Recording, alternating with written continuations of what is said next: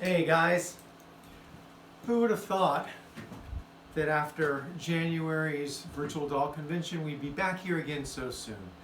But times have changed, and when Rachel contacted me last week saying she wanted to put together something special for the virtual doll convention world, I said, sign me up, coach. And given the tenor of the times and thinking about talks I've given in the past and themes that could resonate with today, I decided on this somewhat unexpected title of Love in the Time of Cholera, Japanese Ningyo, and the Prevention of Disease. And anyone who knows me knows pretty well by now that there are very few degrees of separation between pretty much any element of life, be it societal, be it cultural, whatever, that you can't trace back to a Japanese doll form. And so today we're going to talk a little bit about Japanese dolls and Ningyo traditions in Japan and how they related overall with health and specifically with disease. And so we will, as time goes by, explore different types of forms, but we will be focusing specifically on dolls that were there to prevent disease. Now, I tend to get long-winded. I have 100 slides, and I promise that this is going to clock in under 40 minutes. So let's get started. Anyone who has listened to any of my talks, I frequently have to go back pretty much to the very beginning. It's a very good place to start.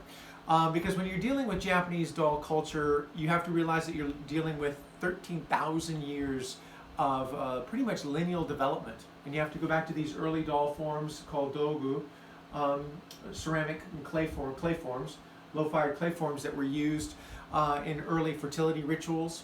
And this is pretty much the birth of the Japanese doll. Ningyo means human form, and these are some of the earliest human forms that you find in Japanese doll culture. And from there, things rocketed throughout time as we cross various time periods to figures like this haniwa, circles of clay that were used in funerary rituals.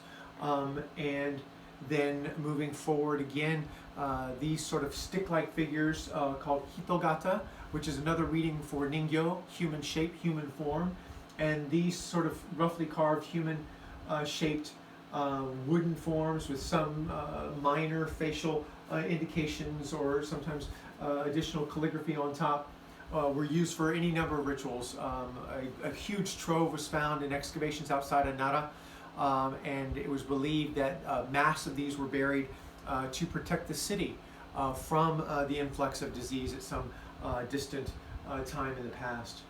But in many areas of Japanese culture, you'll find doll forms working their way in terms of rituals, talismanic procedures.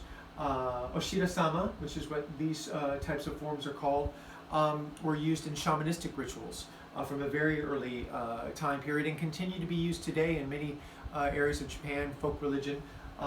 This pair you can see has somewhat contemporary textiles matched with a little bunny sticking his eye out there, but they were designed to be, the textiles weren't supposed to be old, they were supposed to be used as part of the culture, the society, the village, the home itself to add potency to the figures as they were used in various exorcism type rituals and protective rituals. Simple structure, central stick, solid core with a carved head on top, draped in textiles. You can't get more rudimental than that, but very, very powerful.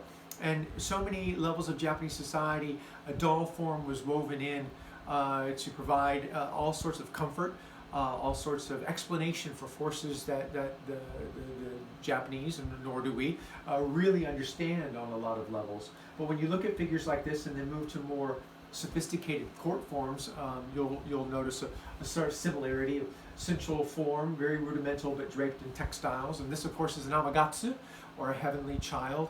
And this was used and placed by a child's bedside to protect it, particularly within the nobility, to protect it from disease. And it's a companion type doll called a hoko, or a crawling baby. And the amagatsu and hoko are very early talismanic doll forms that were placed by a child's bedside in order to protect it. There's a vignette from Hokyoji that they did with Iki Ningyo showing a child at sleep with an amagatsu waiting protectively over it. And the origin of later forms you can find in this pairing of the T-shaped Amagatsu and the more cylindrical Hoko.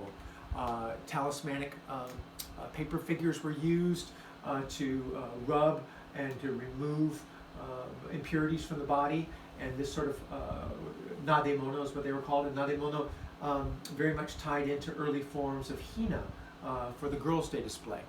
And so from that you can find a very quick evolution into the tachibina form. And I'm going through this, and there's a reason for this. I have to do a little historical development to set the stage for what's going to come next, but and also because most people are very familiar with hina, with the Girls' Day dolls, and that elaborate setup for that's put out on March 3rd. We just passed that a few weeks ago.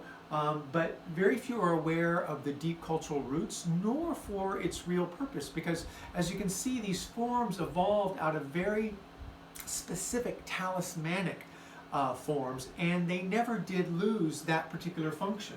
So from the nademono, which we saw in this previous image, the rubbing paper, to the standing, initially paper hina, but moved very quickly into more sophisticated silk forms with the gofun, crushed oyster shell and animal glue heads, hair, that type of things we moved along. And then from there evolved into the seated forms.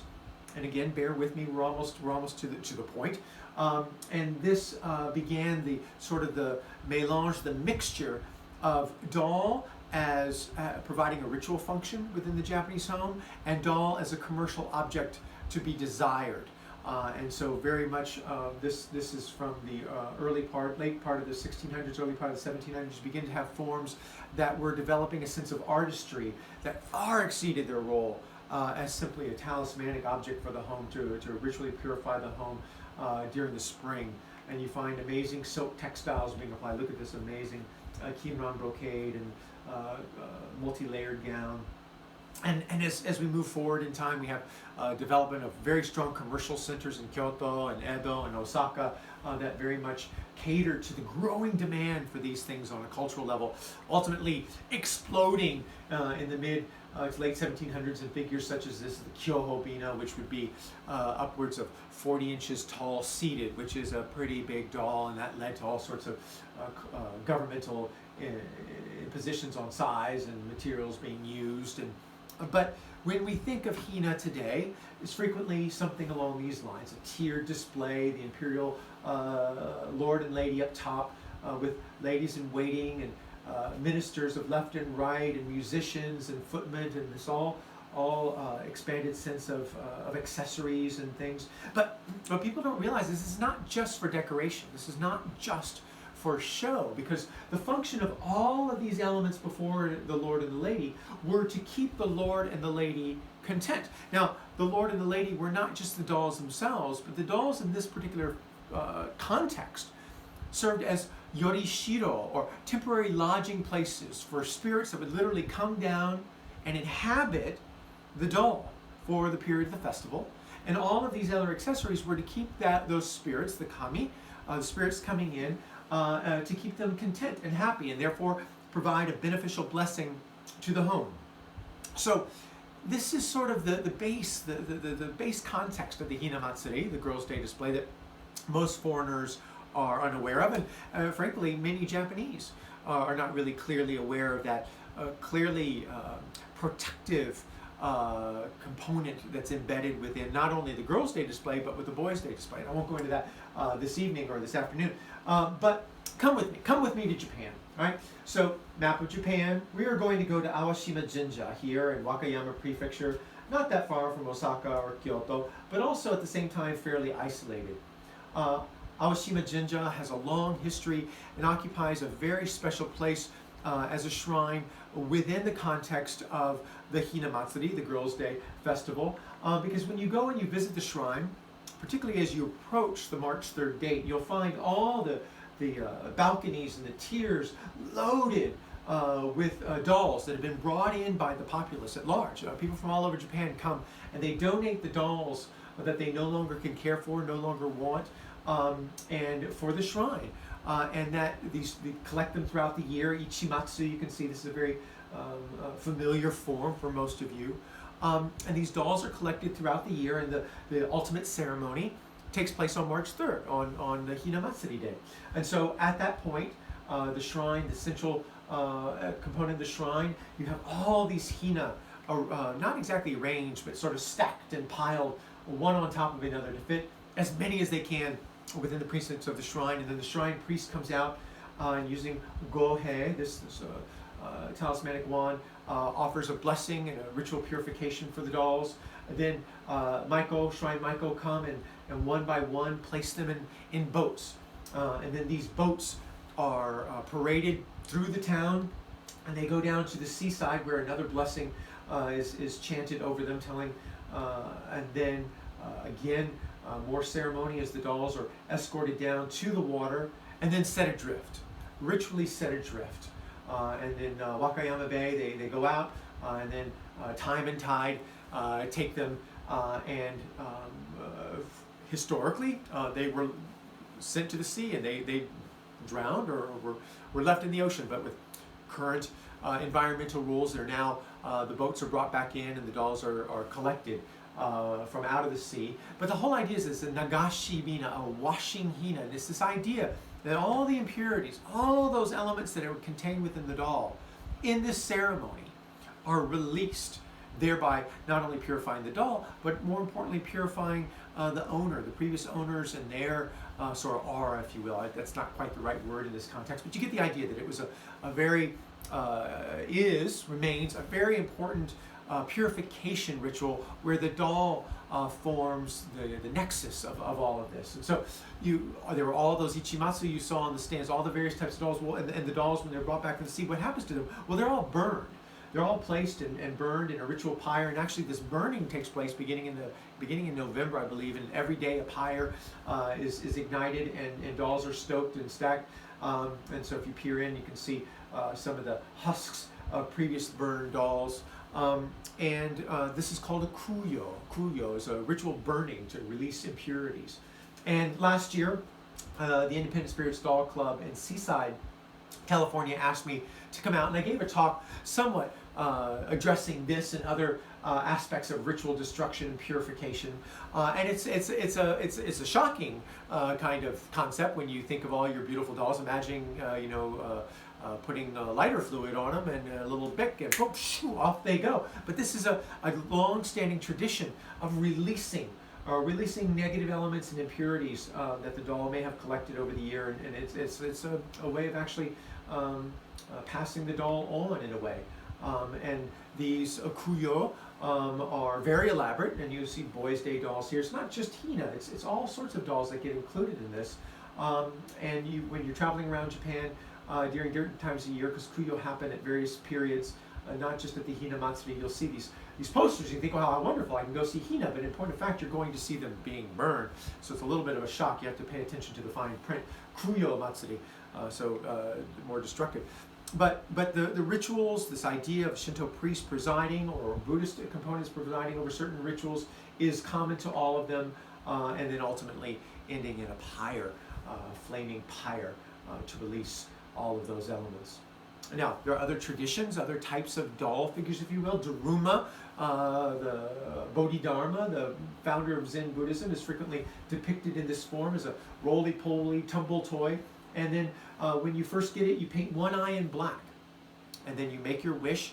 And then when that wish or that element, or you set an intention, a project, when that is fulfilled, then you ceremoniously paint in the black eye in gratitude for the other eye to sort of completeness of that thing. But then what do you do with these after a while? So frequently they too are burned. And so these Daruma pyres are quite frequent as well in the Daruma Matsuri. And here, very much since Daruma is a Buddhist deity, if you will, the Bodhidharma, provided over Yamabushi or Buddhist ascetics. And here he has a sword, a ceremonial sword to slash away any evil elements that come out. But they're quite dramatic, the flame. Now, so before we start getting into the very specifics of disease and Ningyo and dolls, because what we've been talking about thus far with the hina and Daruma ceremonies are fairly vague, amorphous attempts or belief systems that use a doll, a Ningyo, to protect in a general sense, not in any kind of specific way, but just in a general sense. But we're going to be dealing with specific disease, the concept of disease. And so before we move into dolls and disease, there's also, it's important to know that even though we're going to be spending a lot of time talking about that, Japan has a strong pharmacological tradition based on Chinese traditional medicines and medicines that they developed their own. And so you find these woodblock prints that show apothecaries and dispensaries for medicines to cure whatever ails you, that type of thing. So in parallel to what we're talking about, there was a very developed system of medicinal remedies and shops that distributed them nationally. And so these wood components you see here are called kanban, or shop signs. And you can see a shop sign here advertising the shop and its where and the name and what they sell. And so shop signs are a very popular folk art form, but it was a very well established. You had brand names. You had certain icons or images that were sort of copyrighted by the various manufacturers. And so when you collect kanban, collect shop signs, you'll find various symbols that translate as basically a logo, if you will. And they even worked their way into kabuki. They would have kabuki actors come out on stage, sort of an intermission type thing, and then they would bring out a shop's kanban, and they would espouse the benefits. Sometimes the kabuki actors themselves were either the owners of the shop as well, or getting paid a healthy commission for doing said thing. So this idea that we have in the modern era that stars promoting goods or product placement, the Japanese had that down a long time before TV came along. So, and actually I wrote a whole book on that not that long ago. And since we're now in this period of shelter in place, and for some of us maybe a long time at home, if you want some more reading material, this is a wonderful read on Japanese kanban and the various traditions that way. It was part of an exhibition at the Mingyo International Museum in San Diego, California, and so it's a fairly good book. But anyway, kanban. That's a small plug. Anyway, next.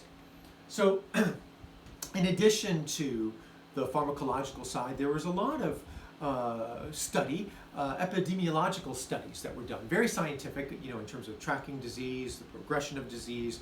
And so this is from a 1720 document in the Wellcome collection that basically was tracing or dealing with the trajectory of measles and smallpox. And the reason why we're going there is that measles and smallpox were the two diseases where you find Ningyo most actively intertwined, if you will. We'll get into some of the details very, very shortly on that, but the red pustules that came along with these diseases were very strong, but also evoked traditions where Japan and the color red. And so in tandem with the Ningyo, you have these other aspects of study that were going on. And from now on, we're going to now move more into the folk and doll component, dealing with the prevention and care of disease. Now, this is an odd print. You think, why is that man sticking a bucket on that poor boy's head? Hashika is the name for measles, but it's also a homonym for wheat or bearded wheat. And so the wheat itself became a symbol. Homonym for measles and wheat became a symbol for protection. And so tubs that were used to feed horse wheat grain and whatnot, an empty one would be used, placed over a child's head as in an effort to rid the child or protect the child from the onslaught of measles epidemics. And I don't want to go too much into epidemiology, but measles swept through the country with some regularity every 20 or so years, and it would affect those primarily who were born since the previous epidemic. So it attacked or caused the most problem for infants and young adults. And so a very strong emphasis on the protection of children when you're dealing with measles. And so Hashika here, a Hashika tub And then here, wheat, a whole branch of wheat being used symbolically to drive away the measles, the Hashika demon. And so these woodblock prints that you see, hikifuda, were frequently pasted within a home to serve as a warning to the demon, as a talisman to protect the household from the demon of, in this case, measles. And so you have this wheat brush, hashika. But this idea of hikifuda is very strongly rooted, talismanic prints, and this begins our nexus. This begins our connection between imagery and protection of diseases. Here with woodblock print, because it was very, very readily available, but then it will expand on that, and it moved from woodblock print, hikifuda, to Ningyo itself. And so this is a hoso or a painting for the smallpox. Hoso being smallpox, so this is the demon of smallpox, and these people are afflicted with that, and so this would have been a print to help repel the hosogami. So, why am I showing you a picture of a monkey in the snow? Well, aside from the fact that it's really, really cute to see monkeys bathing in hot springs in Japan, the monkey, or saru, also had a strong protective quality in terms of folk religion. Saru, meaning monkey, also means go away. And so the homonym, again, this wordplay was very, very strong. So saru became not only symbolic as auspicious, but it had this context of driving evil away. And historically, you find monkeys were placed within the stables, shrine stables, to protect the horses from evil elements. Saru, to have them go away. Not that the monkeys themselves drove any intruder away, but that they would be used to keep evil spirits away. And so you find the saru in various forms as a talismanic and a propitiatory or protective kind of form. This is an emma. It's actually in my own collection. This is an emma depicting a monkey doing a sambaso ritual, and we'll get into that very briefly here. And so monkeys, saru, also had, if we go back really, really quickly, the added advantage, frequently, if you're looking at the red-faced macaque, and I briefly alluded to the idea that this red color was very, very important to the Japanese as a way to prevent disease. And so the red-faced macaque, that particular species of monkey, was seen as very, very strong in terms of being able to protect against disease. And so when you combine them with this idea of a propitiatory dance as a sambaso, then you have the monkey as this wonderful, wonderful figure embodying all the qualities of protection, but within a doll. It could be translated with doll form. This is actually an Awaji-style puppet, very large-scale puppet of a monkey performing the sambaso. We can see the ritual dance, purification dance. You can see his rattle there, and then this very distinctive tall hat with the crescent moon on one side and a full moon or a full sun on the other. But this is a wonderful, the eyes bug in and out. It scared me away if I was a disease. And so you find any number of interpretations of monkeys performing the sambaso. And here's a traditional keiwei saiku, sort of a silk-haired papier-mâché form of a monkey performing the sambaso, again with the rattle. And then you can see the red-faced macaque down there on the bottom, through which it's sort of emulating or parodying in that case. Sarubobo were again taking this tradition a little bit further. The monkey itself, this red monkey itself, just became a talismanic toy or a talismanic decorative item that you find where the feet come together, stuffed silk, very much like a hoko, the early crawling baby doll at the very beginning that we saw in white, but done in red, and again red very specifically to counteract disease, and again here dressed somewhat in a sambaso kind of format. But you find very early forms. This is an Edo period example of a sarubobo, and they served as a very strong talismanic element, and you find them in woodblock prints. So here, sarubobo on a string, not only delighting the infant, but also serving as a protecting. This is a hosoe. I couldn't find the colorized form of this, but this is also a hosoe.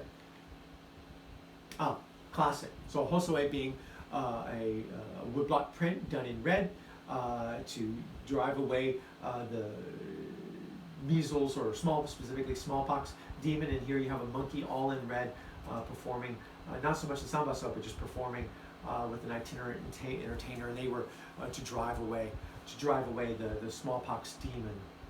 And so when you see this and you think about this and you think of the layered meanings that go on, so when you find a doll form like this of a monkey trainer with a monkey, or a boy pretending to be a monkey and a boy pretending to be a monkey trainer, there's all sorts of layered meanings that go into it. It's not just, oh, isn't this a cute little tableau, but you have to think that there's these other immediate associative connections that everyone in Japanese culture, particularly back in the day, would have been familiar with. And then a close-up you have the boy, and then he has his saru mask, and given the tenor today, a little bit of gallows humor, but this is not so much of a bad face mask that they could maybe produce for the COVID-19. But anyway, not to make light of the situation, but when I saw this, I thought, oh, okay, there we go.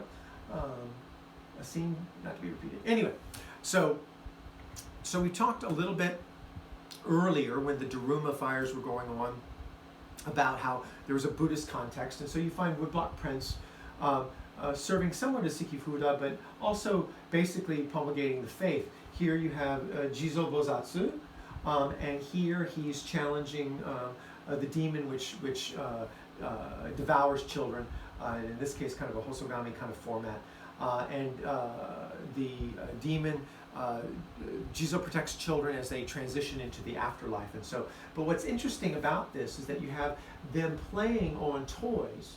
They're playing on toys that actually are very closely associated with protection of measles. And so when you look at this print, yes, it's a demon, but it could very, very well specifically be an allusion to the Hosogami, because these red fish were seen as protective of that. And you find that repeated in woodblock prints in various form. And continuing on a little bit in that vein, you'll find certain characters in Japanese history. Here's Minamoto Tametomo, who's a legendary archer, sunk a ship with a single shot of his bow, that type of thing. But he's very famous for his traveling to Onigashima, the island of demons off the coast. And he very much is a parallel or a template for the Momotaro story of the Peach Boy who travels to Onigashima.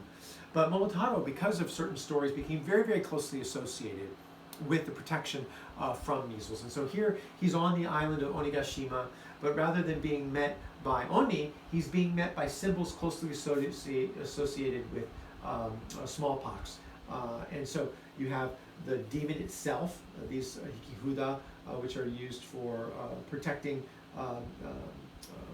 against measles. The red long-eared owl, closely associated with Maneki Neko, the red-eyed hare, Daruma, and then I gotta look into this one a little bit more. I'm not exactly sure its role, but all of these have this, or enforcing this idea of Minamoto Tametomo as an important protector against demon. And that goes to one story in particular where Tametomo's on his island and he sees this tiny demon floating toward the shore, and he says, well, what are you doing? And it turns out it's the smallpox demon. And he says, oh, no, you can't come to our island. You can't come here. And so he sends, he sends the smallpox demon packing, floating back out to sea. And so he becomes a very strong image used in Hosoe. And so here he is as a Hosoe. And so there's a concept called Goryo, and Goryo are angry spirits, and angry spirits have multiple roles to play within Japanese culture, being both a negative but also being positive. And so figures that are historical figures that are closely associated with this idea of Goryo frequently get brought into double duty as protectors for smallpox. And so here you have, and I want to call back to this print here, you'll see that how far back was it? The old man has this handprint kind of print, which is for hikihuda, for protection. And here we have Kato Kiyomasa actually put on top of that handprint because of his strength and scareability or scary ability. He could scare away the demons. So kato kiyomasa you frequently find not only in musha form. Kato kiyomasa is one of the preeminent Boys' Day dolls, but behind that was also this idea of protection. If you remember what I said earlier, that not only was the Girls' Day Hinamatsuri associated with protection and prevention, but also the Boys' Day as well had that element. So some of these figures that you saw frequently in a Boys' Day display actually served that purpose as well. Kato kiyomasa being a prime case in point. Moving ahead, this is again for the Boys' Day display, and you can find these banners, but whenever it's red, you have to sort of do a double, look into it a little bit more seriously. And so this goes to the opening slide. And so this is shoki, or in Chinese zhonggui, originally of Chinese derivation. Briefly, I guess I need to do this somewhat briefly, is that the Emperor of China was plagued by dreams. Dreams of an imp rampaging and demons rampaging his house and destroying things and looting the national treasury, and he tried to quell them, and this happened over and over and over in his dreams. And one night he hears bum bum bum bum, and this boot-clad hirsute gentleman in ragged clothes comes down, just whipping the demons and destroying the demons left and right, and he rids the palace of the demons, and the emperor asks, well, who are you? Who are you? And he explains his backstory, his zhonggui, that he has vowed to protect the emperor from demons and evil throughout eternity. And upon waking, the emperor had a court painter paint this image. And so zhonggui, known as shoki in Japan, became a very potent symbol for the protector of disease. But it wasn't, and that as a banner, as a print, were very, very common, but it wasn't until about the mid-1800s that a shoki shows up in Ningyo form. And of course, he makes for a powerful Ningyo, very, very powerful Ningyo. And here he is in red, holding a red demon. One can imagine, because of the red hair, because of the red demon, because of the red textiles, that this in fact was serving as what could be called a hoso Ningyo, or protecting a doll to protect against measles. And this isn't just sort of speculation. We have documentary evidence. So here you have a young child afflicted with smallpox, and his parents tenderly caring for him, and maybe concerned neighbors or apothecary coming. But in front of him, he has these dolls that are set up, and these dolls were to absorb the evil influences and take the hosogami away from the child, where he would either have a light case or recover very, very quickly. And one of the quintessential dolls used in this was what's called a shoujo.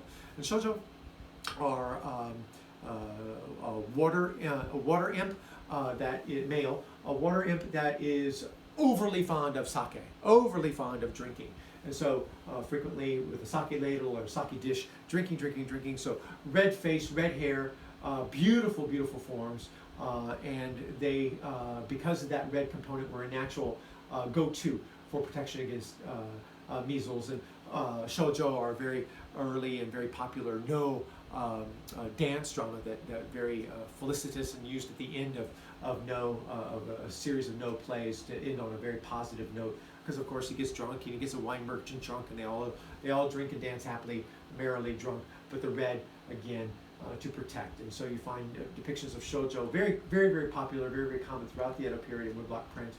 This is a Meiji embroidery, but I love it because of just the vitality of the red. But Ningyo.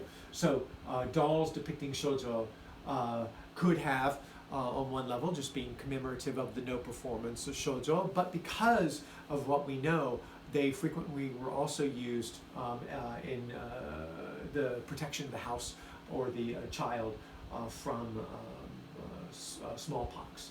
So also, but delightful face. But what I love also is the long red cascading hair, very much akin to what you find in the no performances.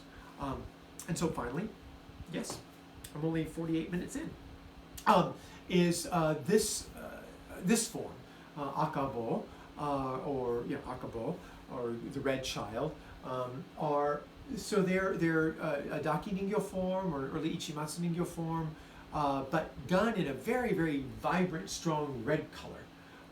And they were believed and seen to also serve this function as a hoso Ningyo, a doll that would have been held and embraced by the child, because they're daki, they're huggable, and they're designed, loose body, loose construction, and so they're designed to be held and to bring that and to help the child overcome this. Now, not many of these were made. There's not a long, huge raft of examples out there. and almost all of them are from the Mooka, oh, sorry, I have to read this, Morioka Hajiro lineage. And all of them bear signatures from that lineage. So it seems to be a subspecialty, but here you can see it is a Daki Ningyo with those soft body construction and the articulated ankle. I think you can see you can't see from that picture, but the wrists are also articulated. This particular piece, which is super, super delightful, very red, vibrant red, red felt tongue, is actually in the National Museum of Toy and Miniatures in Kansas City.